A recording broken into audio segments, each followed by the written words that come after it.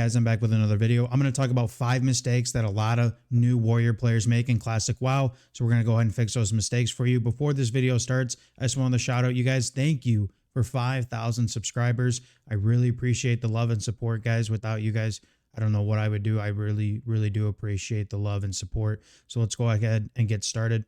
My very first tip might be an obvious one for some others, but some not. Whirlwind axe. For your Whirlwind quest, you should always be taking the Whirlwind axe.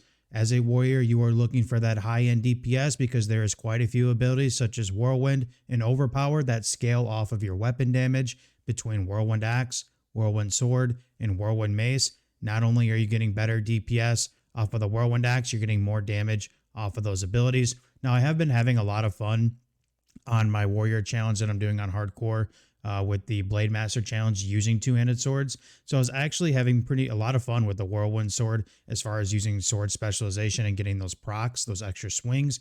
But obviously the better choice, the clear-cut choice, is always Whirlwind axe. Be sure to be taking that Whirlwind axe. My next one is one of the biggest traps that I see a lot of warriors do, and it just really hinders their leveling process. And that is this is for the Horde side, by the way, and that is using the duo swords of Vanquisher Sword and Sword of Omen. Now, Sword of Omen is a sword that you get from the quest reward from Into the Scarlet Monastery. You killed all the bosses, and Vanquisher Sword is the RFD quest reward for just killing the last boss. I very often see warriors dual wielding these two weapons with Vanquisher Sword in the main hand and usually Sword of Omen in the offhand. Now, Sword of Omen in the offhand is not necessarily a bad choice. It's got a good attack speed, good stats, but that Vanquisher Sword with the 2.2 attack speed in the main hand, you are literally swinging with wet noodles.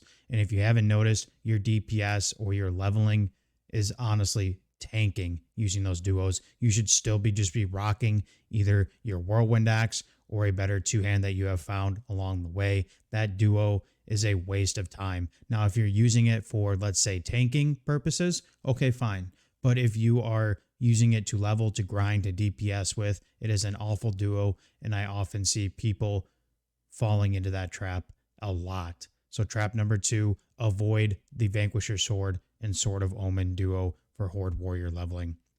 My next trap number 3 is the skill Impale in the arms talent tree.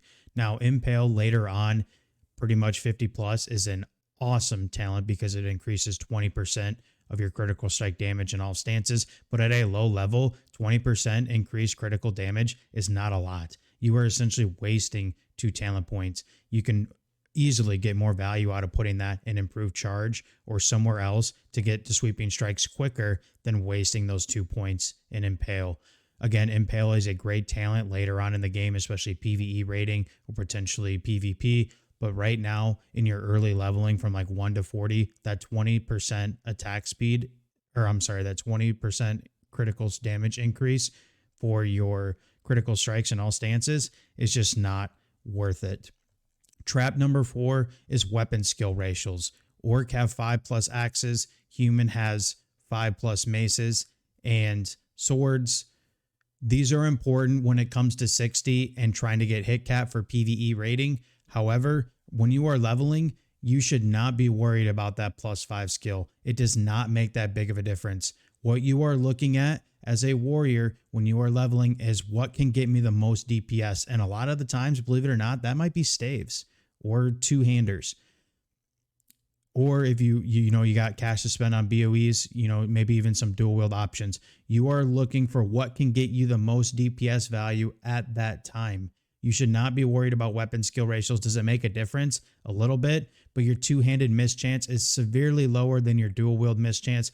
I really wouldn't even be worried about weapon skill ratios from leveling, and don't even worry about that until 55 plus when you start gathering some hit gear like the Devil Source set or, Rune of the Guard Captain, items like that. So again, trap number 4, avoid weapon skill ratios and actively sticking towards those ratios while you're leveling. It's not a big deal early on.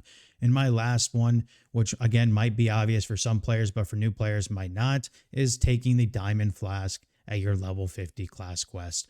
I know I have seen new warriors either take Fury Visor or the Razor Steel Shoulders because what they see is they see the crit percentage on it, or they see the hit percentage and they're like, oh, I don't have any hit, or I don't have a lot of crit. Let's take that.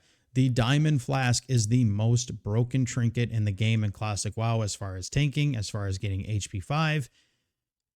You can use and abuse that trinket as a main tank in Classic WoW forever.